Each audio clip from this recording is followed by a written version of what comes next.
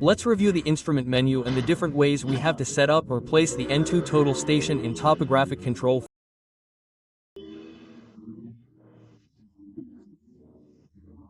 Let's go to the first option of fixing or parking at a known point. The software asks me if I want to correct the atmospheric correction data. I say accept. The first thing it asks me for is the instrument height. I'm going to enter 1.2.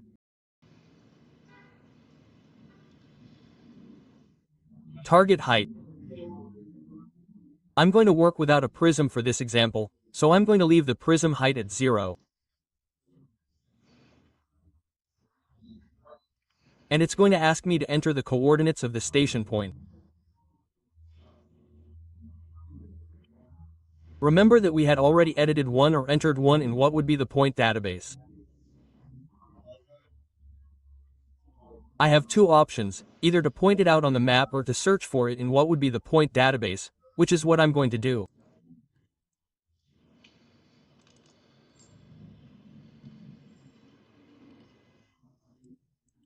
I'm going to go to the point database and select the station point that we had already entered, its northing, its easting, and its height. And here I have two options. I already have the known coordinates of the station point, but I have two options to perform the orientation. If I know the backside, the coordinates of the backside, or if I know the asymmetry, which is what we are going to use in this example, where I am going to leave the asymmetry at 0 degrees with the inclination that it has, with the orientation that the station has at this moment.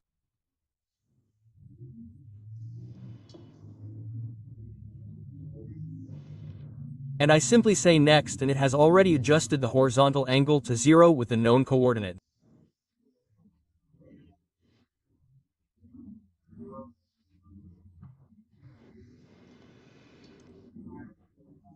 In this way, I can quickly go to point measurement, I can activate the laser pointer, I can maintain the measurement without a prism, simple measurement, and start taking measurements using, for example, what would be the quick measurement button, where it takes the measurement and saves.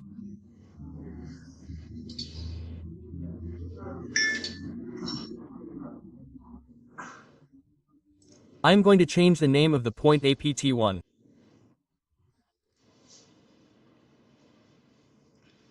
I am going to take that point again. There it is. I am going to the second point. Quick measurement.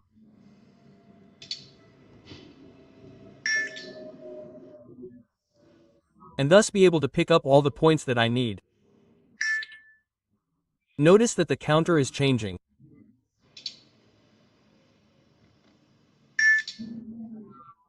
And I can zoom in to see what the distribution of the points would be.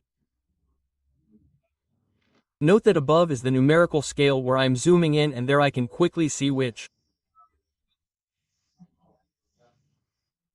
points I measured. There was one that I measured with a name by mistake. This one here, ESU. I could go to select it and delete it, right?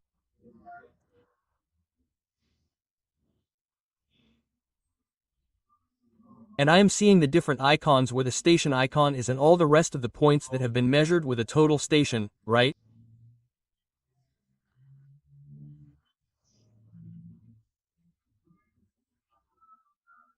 And note that as we rotate the station, the line of sight moves in real time, which is very important for us when doing the staking out.